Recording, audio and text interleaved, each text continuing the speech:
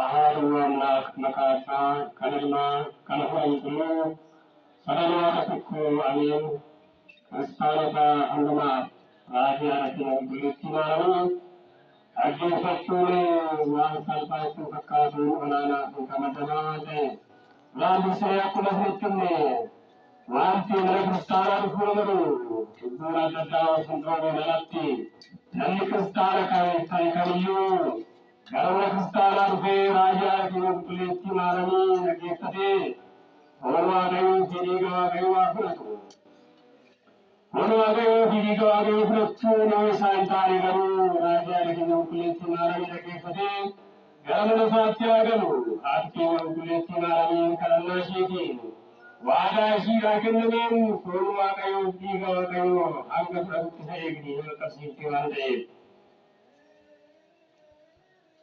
Kanaafuu raajii maali keenya qulqulleettii maalamee namni tuffatu yoo jiraate kiristaanota wajjiniin hin lakkaawamu gareewwan Kiristoos wajjin hin lakkaawamuu hin danda'u. Sababiin isaas aangoo Phexrosii fi aangoo Phaawulosiin dhorkameera waan ta'eef nillee abbaa Mikaa'elaa fi abbaa Gabriel kan jedhamu aangoo keenyaa isan dhorkama laafaan nillee aangoo dhuunfaa akka qabnajaa ta'e.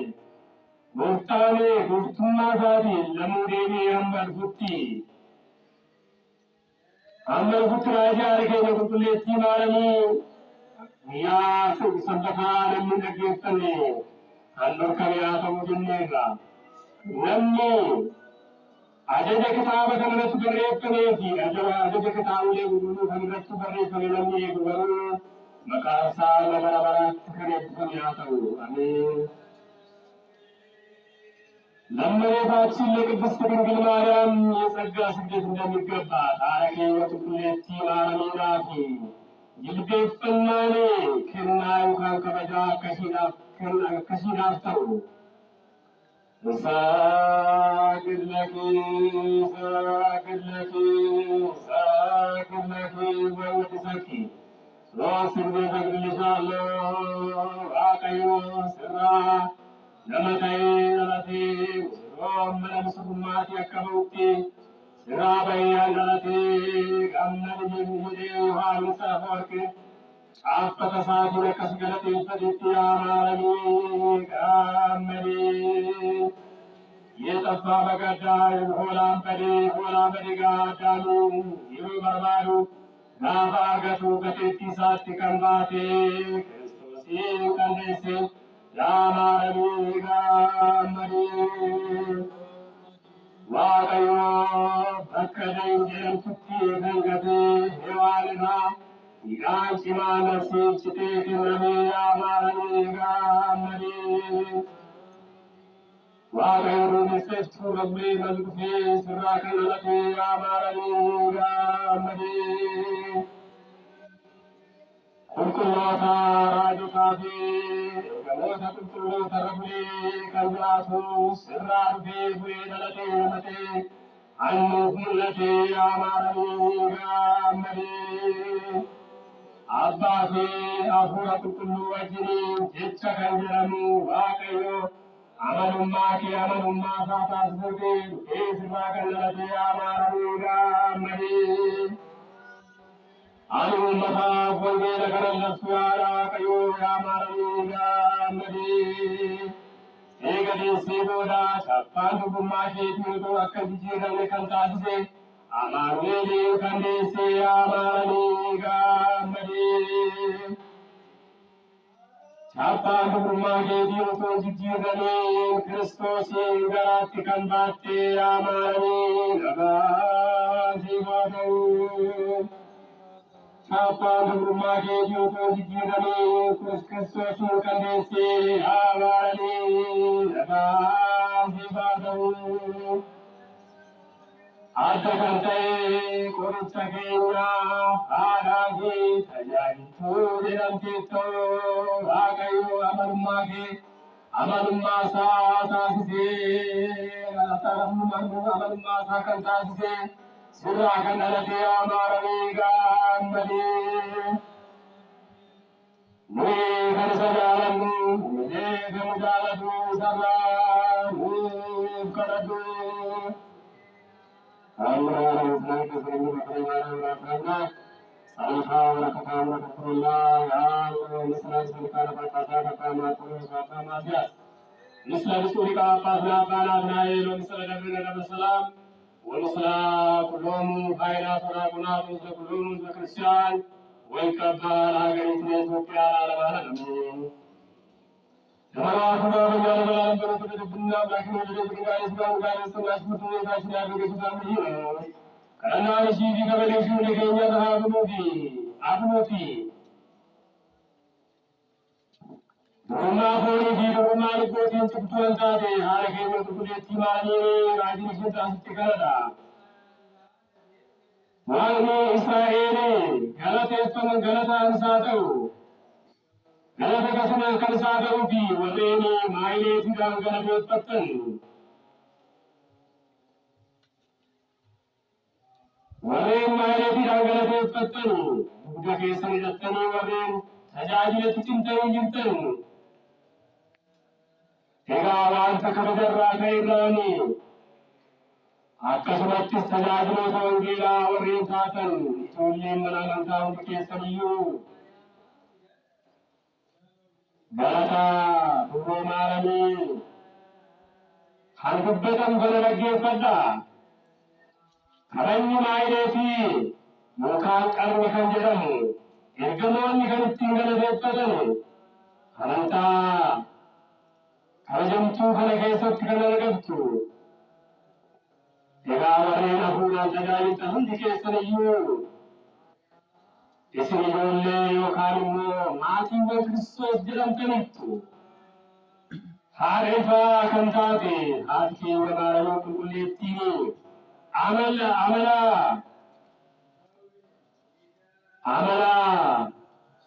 qulqullummaa namisiidhaa kenname egaa aarsaa hixaanaa miidhagduu kan taate warreeni saaruudhaan sagalee mi'aawaadhaan sagalee qinee jedhamuun ishii galateeffattan keessaniyyuu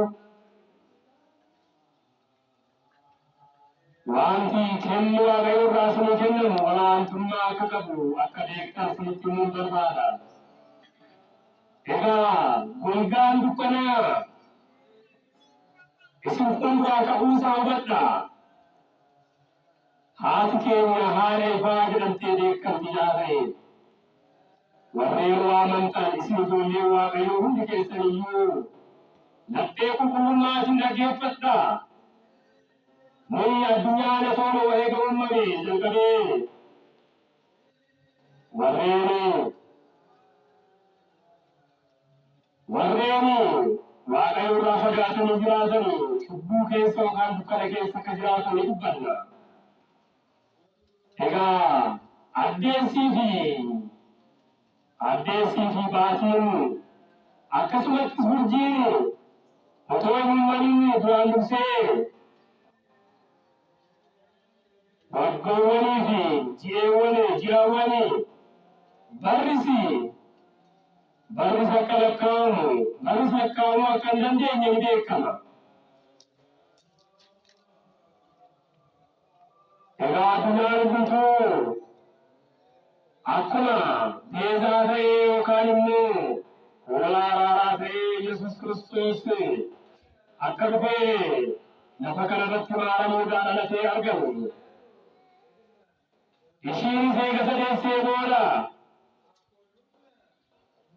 duraan dhufee ilmaan namootaa waan ifan argannee fi ifa addunyaa yookaan immoo haala ifa addunyaa jedhamtee moggaafamteetti. Kanaafuu ifa jedhama. Gooftaan ifa jedhama waan ta'eef haala ifaa jedhamtee waamamti.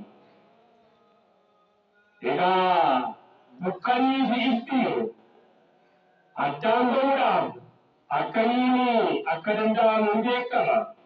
Akkuma kana aduu fi baatiin yookaan aduu fi addeessa uffata uume gooftaan akkasumatti urjiiwwan hundumaa uume. Haati keenya qulqulleettii osoo uumamiin dura ilmaan namootaa daandii fayyinaa hin argannee ture. Bilisummaas hin argannee ture. Akkuma kanaa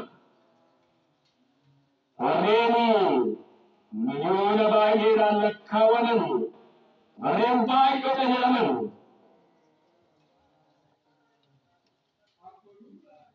kana wajjin ifoonni baay'een warreen gamma kaafne aduu fi addeessa wajjin warreen hin lakkaawwanne baay'eetu isaanii jira.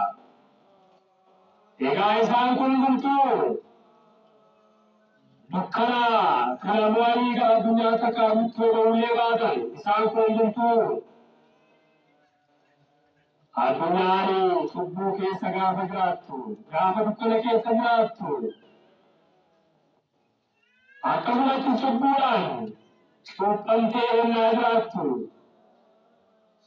namoonni hundumtuu hidhaa keessatti hidhamanii jiraatu ture.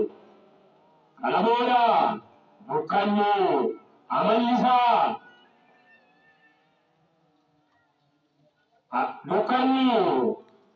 akkuma amalli isaa dukkana ta'etti namoonni mukaan achi keessatti argamanis dukkana sana keessatti jiraatan ni beekama. Kanaafuu dukkanni maaliin fakkaata jettan immoo dukkanni cubbuudhaan fakkaata. Yaa garaan kun kana keessaa akkasuma baasuuf gara Kiristoositti dhiyaadha. Egaa mucayyoon kun yookaan immoo qulqulleettii dubroo Maaramiin ifa aduu wajjin nama fakkaatu ta'uufi fudhadha. Mukti yookaan immoo kopheen miila ishiitii akka addeessa ta'e kitaabni qulqulluunis akka dubbatu hubadha. Wajjin walisi fuuldura ishee akka jiran duuba ishee illee marsanii akka jiran egaa amalli ishii amala ifaa ta'uusaa fi ifaan marfamuu ishii illee hubadha. Kanaafuu seerumaa fi qajeeltuudhaan kun eeggamee fi akka jiruu fi aduu akka isheen uffatte akkuma kanaa aduu akka marxifattee jiraattu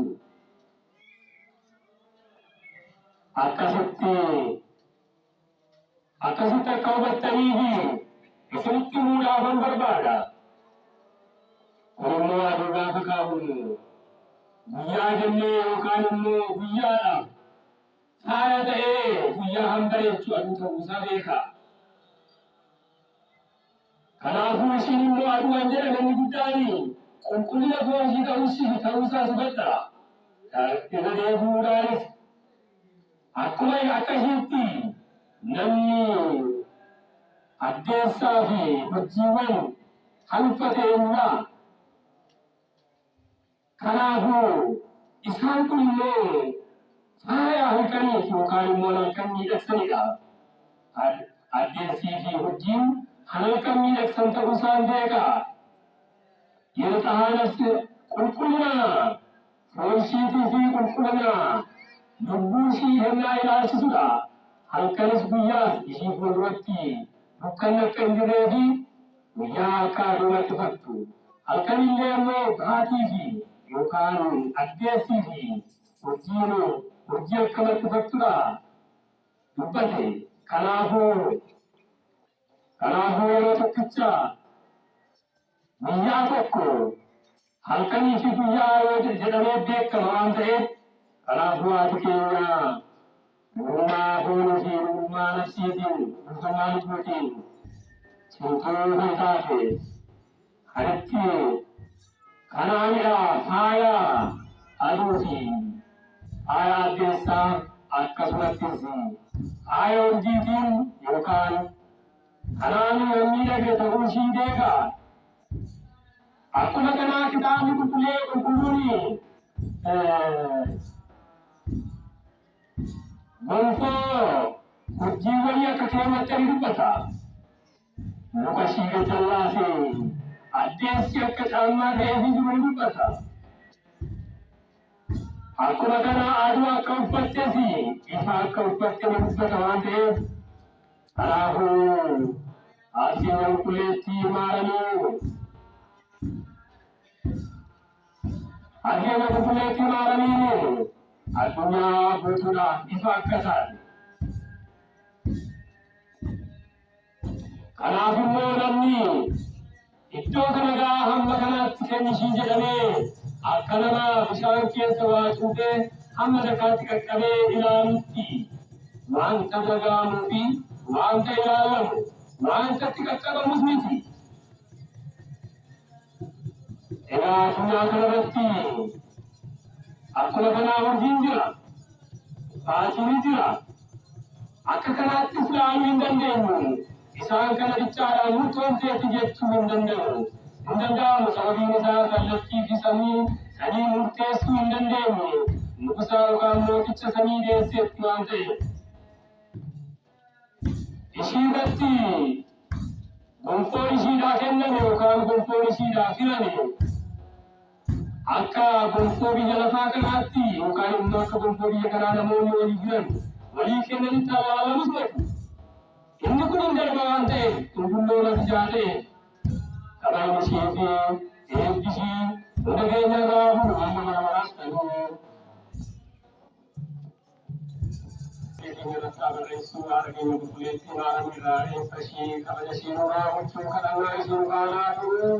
Humna hiikaa hunda keessa nama irraa biyya keenya argaa nu baalaasuu. Waaqayyo gooftaan ganna amma keessa jiru kana ganna eebbifamutu nu baalaasuu. Mukaan irraa nu agarsiisu Waaqayyo ifa fannoo isaatii qaqqabsiisee bara nu jijjiirrachiisee umurii gaarii nuuf haa kennu. Waaqayyo gooftaan subaayee qabanne kana kadhannaa qabanne kana sooma qabanne kana Waaqayyo fiixaan akka baanu nu haa gargaaru. Waaqayyo gooftaan soomnee saliinee jilbeeffannee sooma kana eebba foonii eebba lubbuu akka argannu hidhaa cubbuu akkasumattis hidhaan seexanaa nurraa akka fagaatu fedhii fi jaalala Kiristoos akka nu ta'u yaa abbaa keenyaa jennee saliinaa yaa abbaa keenyaa saliina kan jiraattu maqaan kee galateeffamu mootummaan kee yaadatu fedhiin kee samiirratti akka ta'e akkasuma lafa irratti haa ta'u buddeen keenya nu gaafa nu jennee akka keenyaa nu dhiisee nu dhiisuu akka nu bakka nu taasise kunsaa kan galchanii lamaaf haa nu ibsamanii mootummaa keenyaa miidhaganii har'a galaanaa ta'anii yaada keenya qulqulleessuu goonaalanii nagaa ergamaa qulqulluu galchanii nagaa simbira yaada keetiin dhugoodhaa dhoo keetiin dhugoodhaa yaada waaqayyoo siin gaarraa ta'u aduu galchuudhaan keessaa fayyadamee fuudhadhaa eegaa gabara fuudhadhaa kennaa hawwattee gaa'aa ammayee waaqa gurguraa yaada kanaa ammayee gooftaa keenya faayidaa keenya qoricha keenya Yesus Kristus berada dengan lukisan bukitnya ini, yang kemudian kerana itu mana tadi. Maka yang terjadi ya cukup besar. Anak sini tidak ada perubahan karena atas Yesus Kristus terhadap kita berkawan sahaja. Namaste.